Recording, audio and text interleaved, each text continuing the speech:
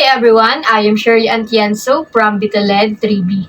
Today we will talk about the food service operation. But before I formally start my discussion, I would like to congratulate each one of us for staying motivated until the very end.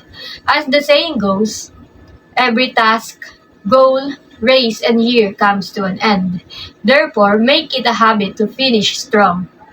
Although we encountered a lot of stress, loads of school activities, and financial insufficiency, we still managed to surpass every challenge.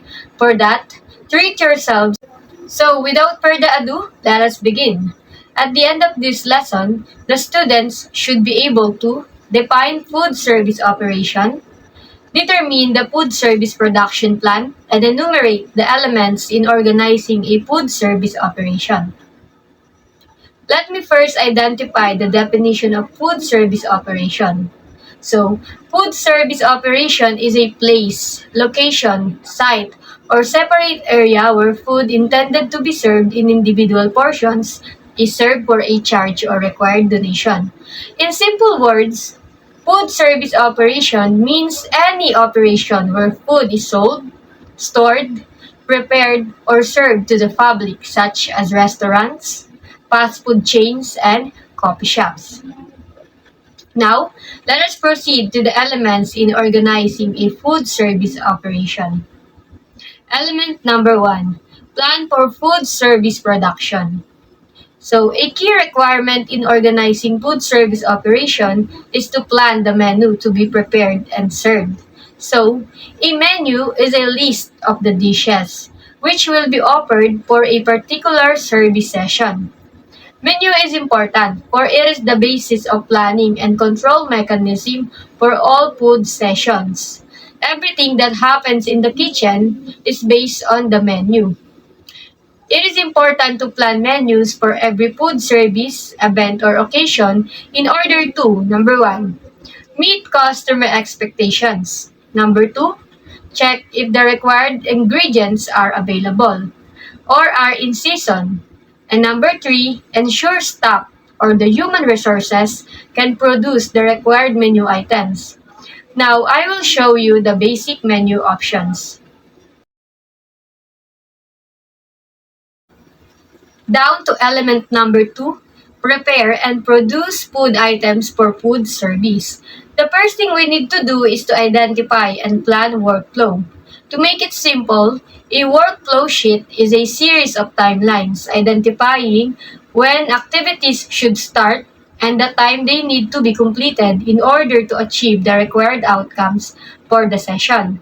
Work plans enable us to schedule and prioritize necessary food preparation and production. Moving on to element number three, set up kitchen for food service. An important part of setting up the kitchen for service is the placement of personnel ready for service. Plating is also an important factor because customers eat with their eyes. They see the food before they eat it and it stimulates their appetite. We also have the pass. The pass is a location in the kitchen. It is where the staff give their food orders to the kitchen. Now let us move on to element number four, hold and store products for food service. Correct storage of food items relates directly to quality and food safety. There are three basic storage methods: the dry goods storage, refrigerated goods storage, and frozen goods storage. Finally, we have element number five, store products after food service to maintain quality. After food service sessions have finished, there is a need to store unused food for later use. Here's how you can store them. First, cool room placement. All prepared foods, including garnishes and condiments, should be well covered or wrapped. Next, storage on ice. This storage is commonly used for fish and shellfish. Last, storage in water.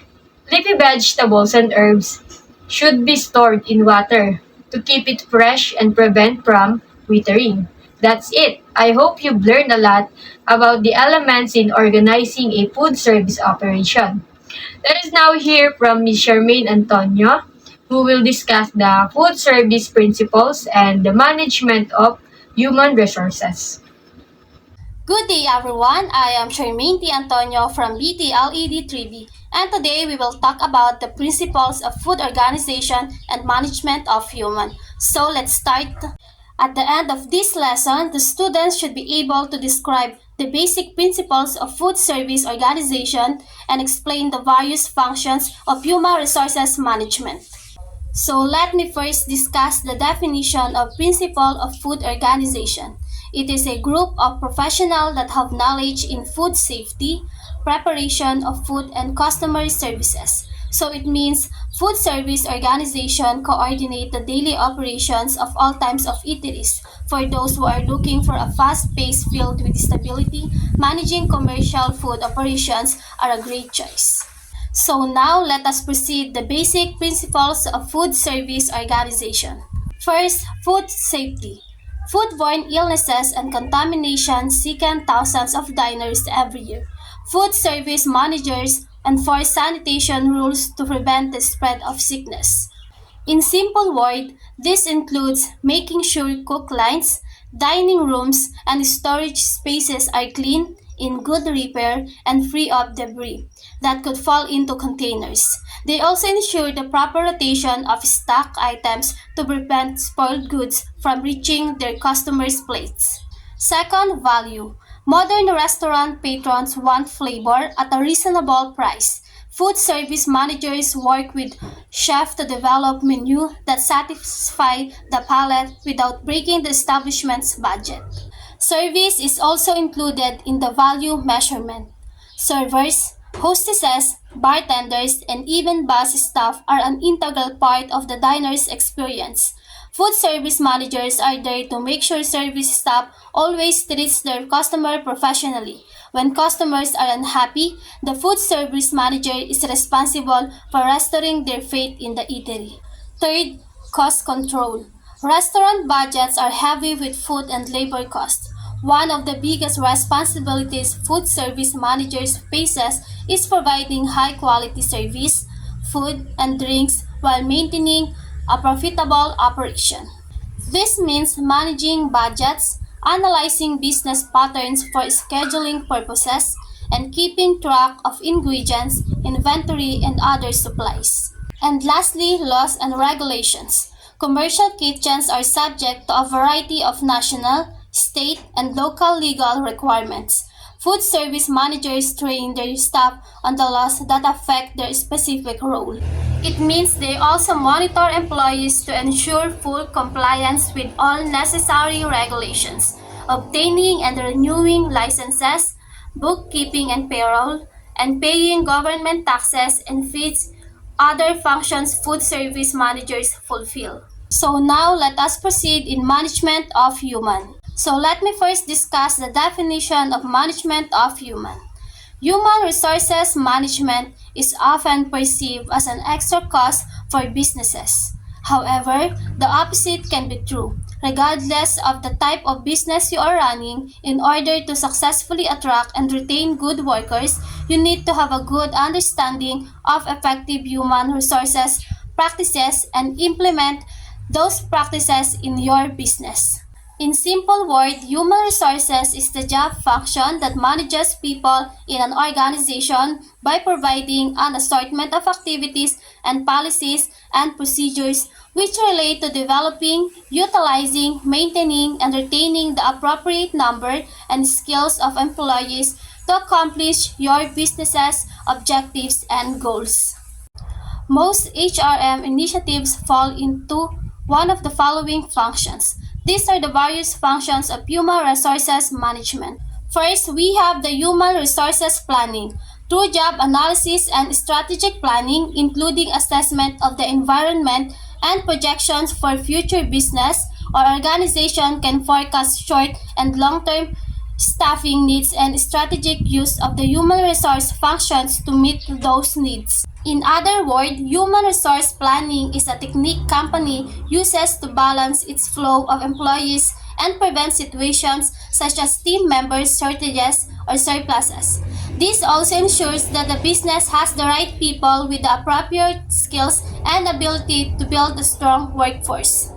We also have job analysis and job descriptions. Job analyses are used to define the tasks and responsibilities involved in each job and to determine the qualifications required to successfully fulfill the job requirements. Job descriptions are the resulting documents. This means job analysis is the process of gathering and analyzing information about the content and the human requirements of jobs, as well as the context in which jobs are performed. This process is used to determine placements of jobs. Now let us move on in recruitment. Various methods are used to attract suitable applicants from labor pools. Recruitment is the first step in building an organization's human capital. At a high level, the goals are to locate and hire the best candidates on time and on budget. And lastly, the selection. Selection process is used to hire the best people into the position for which they are most suited. It means this will in turn help the organization to minimize recruitment costs. If the right person is selected for the right job, it tends to motivate the person to work more effectively and efficiently. That would be all. I hope you've learned a lot about the principles of food organization and management of human.